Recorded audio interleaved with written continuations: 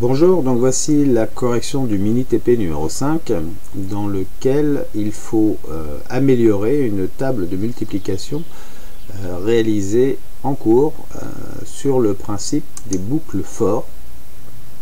Ici donc deux boucles for imbriquées l'une dans l'autre pour réaliser les deux dimensions de la table de multiplication. Cette fonction est paramétrable avec ici la dimension de la table de multiplication que l'on veut réaliser, et cela donne donc comme résultat ceci, une table qui pour l'instant justement ne ressemble pas à un tableau. Donc c'est ce qu'on va tenter d'améliorer ici en respectant la consigne qui est mentionnée, finaliser l'affichage de la table en présentant le résultat sous la forme d'un tableau et en ajoutant ce qui n'apparaît pas dans la table, c'est-à-dire on va dire les titres de colonnes et les titres de lignes pour réaliser une table de multiplication assez classique. Alors ici on veut fabriquer quelque chose qui ressemble à un tableau. Le plus simple c'est évidemment de partir sur une base de tableau HTML.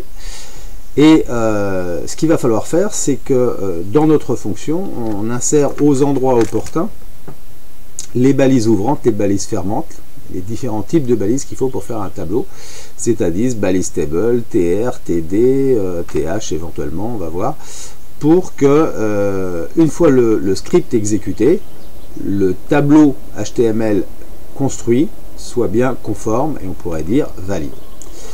Donc ici, un tableau HTML commence par une balise table. Il faut donc que toute la table soit à l'intérieur de la balise table. Donc en tout début de script, on doit fabriquer une balise table. Alors évidemment, je ne peux pas écrire une balise HTML comme ça directement dans le script PHP. Donc à chaque fois, il va falloir mettre ça dans des échos. Et on va essayer de à chaque fois raisonner en symétrie.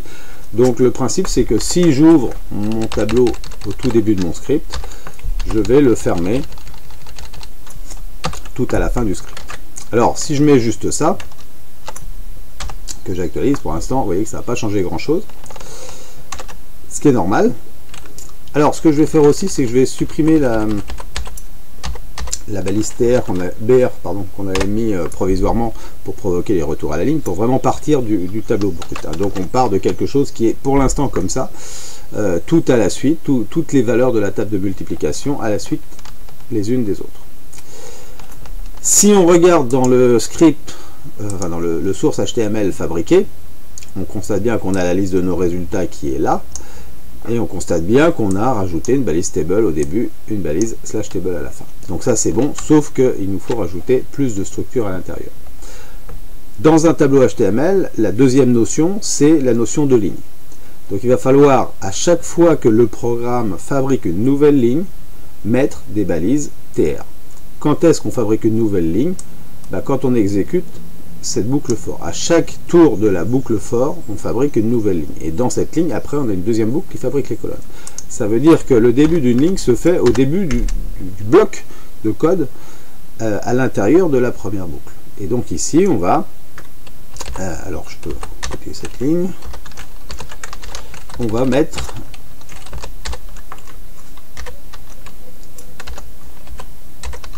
un écho TR. Et à la fin du bloc, donc juste avant la cordelette fermante, un slash tr. J'actualise ceci, et pour l'instant ça ne change rien, mais toujours pareil, si on regarde le code source, on voit bien que maintenant à chaque ligne de la table on a bien des balises tr slash tr. Et on en a comme ça, moi, mon exemple est à 10, on a 10 lignes qui sont fabriquées comme ça. Alors pour l'instant, ça s'améliore au niveau de la structure du code, mais au niveau de la présentation dans le navigateur, ça ne marche toujours pas, parce que si on met juste des balises TR et pas de balises TD, le système il ne peut pas présenter les choses.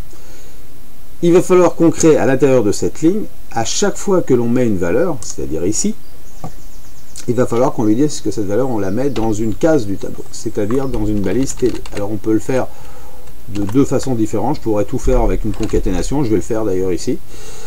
On commence par mettre une balise TD, puis on concatène avec la valeur calculer, puis on concatène avec une balise /td, et du coup on a tout de suite un résultat beaucoup plus présentable. Si je regarde le code source, vous voyez bien que maintenant que à chaque fois on a une ligne qui termine donc 1, 2, 3, 4, 5, 6, 7, 8, 9, 10, voilà une ligne, et à l'intérieur de cette ligne, chaque valeur est encadrée par un td/td. Et bien voilà, on a construit dynamiquement un tableau HTML. Les deux boucles ont contribué à la fabrication de ce tableau HTML. Alors par rapport à ce qui est demandé dans l'énoncé, ce qu'on a fabriqué, c'est cette partie-là du tableau. Je ne peux pas vous la faire voir autrement, hein, suivez bien ma souris. Cette partie-là du tableau. Ça veut dire que la ligne ici, les en-têtes de colonne, pour l'instant n'apparaissent pas, les en-têtes de ligne n'apparaissent pas. Alors on va s'intéresser aux en-têtes de ligne, ici, puisque c'est le plus simple. Ce qu'on veut, c'est sur la première ligne écrire 1, la deuxième ligne écrire 2, la troisième ligne écrire 3. Cette notion de ligne, elle est où? Elle est, je vous rappelle, c'est cette boucle-là. Donc cette boucle-là, à chaque fois, fabrique une ligne. Ça veut dire que ici, quand je démarre une nouvelle ligne, au début de la ligne, il faudrait que je rajoute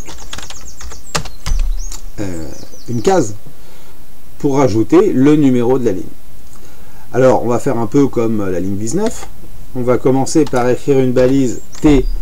Et là, je pourrais mettre TD, mais c'est une sorte d'entête de ligne. Donc, une valeur particulière, une sorte de légende. Donc, on a pour ça la balise TH, qui sert à ça. Donc, on va écrire une balise TH et on va réfléchir quelle est la variable qui contient le numéro de la ligne. Ben, c'est simple, on est dans la boucle qui traite les i. Donc le numéro de la ligne, il est dans $i. Premier tour, $i vaut 1, deuxième tour, $i vaut 2, etc., etc. Donc il suffit que j'encadre cette valeur par une balise TH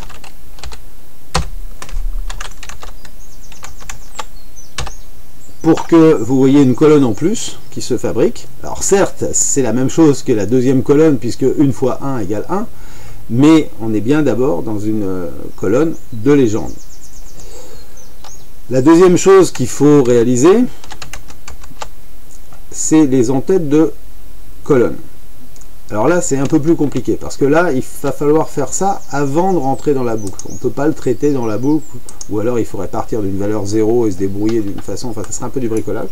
Donc là, a priori, on va le fabriquer avant de rentrer dans la boucle, et on va fabriquer de toutes pièces une nouvelle ligne. Donc c'est-à-dire une balise TR,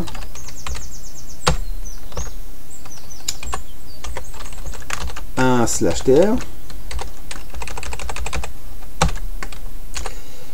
et entre les deux, qu'est-ce que je dois faire? Je dois écrire toutes les valeurs. Alors la première case doit être vide, et après je dois fabriquer toutes les cases de 1 à n. Et bien, fabriquer toutes les cases de 1 à n, pour ça, il suffit de refaire une boucle.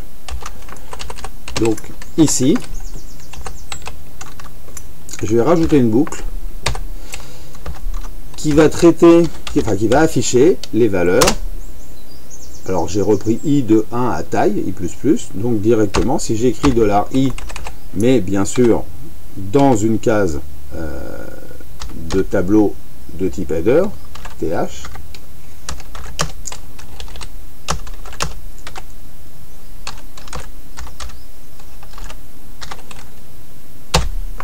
voilà. Je fabrique donc une boucle en plus pour construire cette ligne avec autant de cases que nécessaire, toujours par rapport à la valeur taille. Alors si je regarde, ça ne va pas encore être parfait. Grosso modo ça marche, sauf que si vous regardez bien, on voit qu'on est décalé d'une case, hein, et la case 1 devrait être au-dessus du 1 pour que 1 fois 1 égale 1. Et ça devrait être comme sur la diapo ici, il devrait y avoir en fait une case vide ici, avant de démarrer la boucle. Donc il va falloir qu'on fabrique cette case vide, et donc en plus de la boucle, ça veut dire qu'ici il faut que je rajoute une case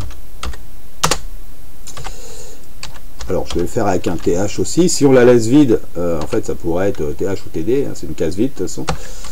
Mais pour que ça soit plus visuel, je ne vais pas la laisser vide.